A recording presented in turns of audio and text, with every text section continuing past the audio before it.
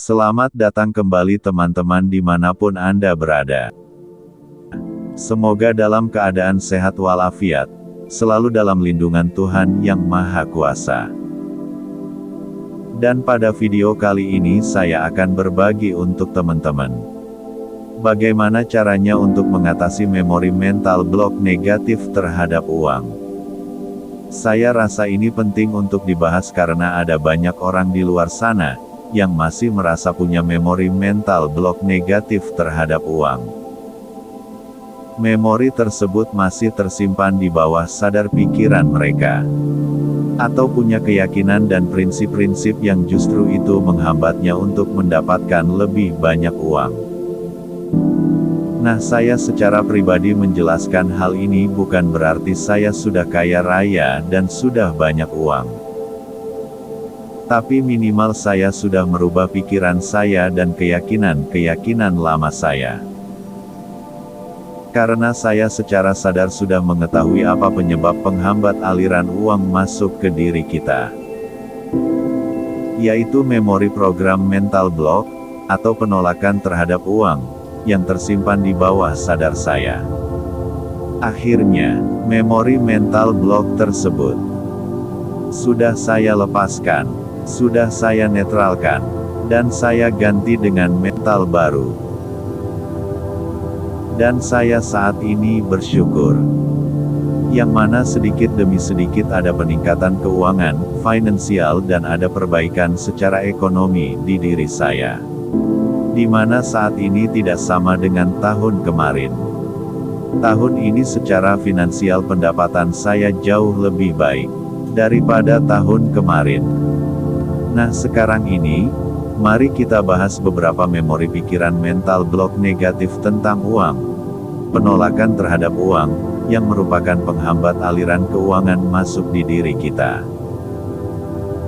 Sebelum itu, jangan lupa untuk like dan subscribe, biar tidak ketinggalan video-video lainnya. Dari Yes Bisa, teman-teman pasti bertanya, kenapa bisa ada mental block atau keyakinan yang terbatas tersimpan di pikiran bawah sadar kita? Ya pasti, ada sebabnya. Sebabnya adalah karena sudah terinstal program pikiran di masa lalu. Di mana program pikiran masa lalu tersebut berasal dari A.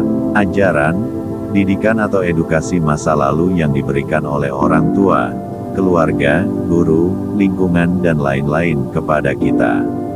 Dan memori tersebut tersimpan di pikiran bawah sadar kita.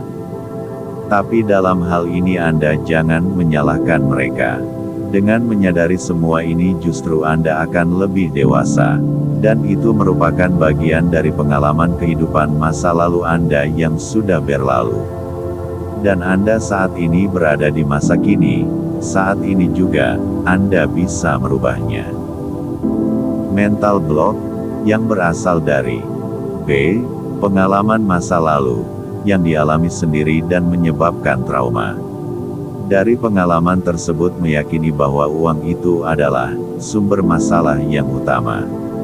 Misalnya, punya pengalaman masalah uang di dalam keluarganya, karena masalah uang keluarganya jadi berantakan dan harus berpisah sehingga ini menjadikan trauma terhadap uang.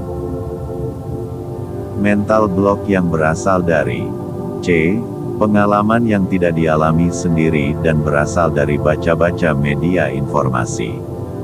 Meyakini bahwa banyak orang yang berubah menjadi jahat karena uang, atau banyak orang kaya, kekayaannya menjadikan banyak kejahatan karena kekurangan uang. Mental block yang berasal dari C.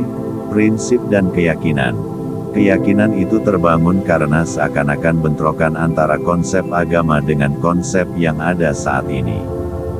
Ada banyak hal yang kita tidak ketahui tentang konsep beragama itu. Tidak ada yang melarang untuk kita kaya, tetapi informasi yang kita dapat adalah seakan-akan agama itu melarang untuk kita kaya. Salah satunya contoh, sering kita mendengar, menjadi orang kaya itu sombong, maka kamu jangan menjadi orang kaya, jadi orang kecukupan saja, Ini salah satu mental block yang sering kita dengar atau mungkin bahkan yang pernah ditanamkan oleh para orang tua terhadap anaknya dan lingkungan kita. Salah satu contoh, kita sering mendengar perkataan seperti A. Uang itu nggak bisa dibawa mati. B. Uang tidak bisa membeli kebahagiaan. C. Lebih baik miskin tapi bahagia, daripada kaya nggak bahagia. Ada cerita, sebagai contoh, dari agama Islam, yaitu sahabat Nabi yang kaya raya, Sayyidina Utsman bin Affan. Walaupun sudah wafat, sampai sekarang tetap kaya raya, bahkan ada yang bilang, Sayyidina Utsman bin Affan itu sampai hari ini masih punya rekening di Bank Arab Saudi. Dan uangnya masih digunakan oleh anak cucunya, juga disalurkan untuk kegiatan amal.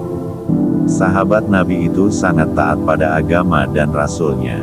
Sahabat Nabi itu suka beramal, dia juga adalah orang yang sangat kaya raya. Makanya dalam agama mengajarkan kita untuk berzakat, beramal dan membantu sesama. Termasuk berkorban itu kan yang dikorbankan dari harta-harta berbentuk uang, dengan cara membeli kambing, kerbau untuk dikorbankan di jalan Tuhan.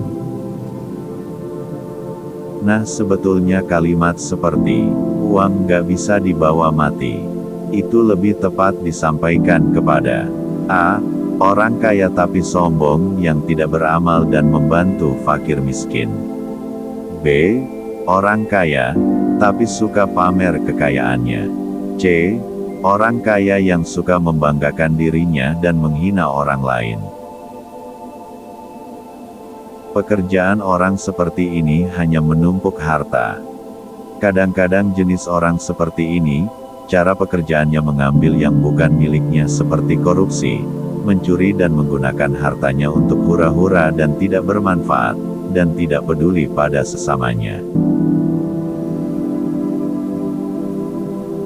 Jadi intinya, mulai sekarang, kita harus berpikir, merenung, membuka wawasan baru, bahwa uang hanyalah sebuah alat yang sangat diperlukan, berguna, dan bermanfaat sekali, yang bisa dikonversi atau diganti ke energi positif, dengan jalan melakukan perbuatan kebaikan-kebaikan di kehidupan kita.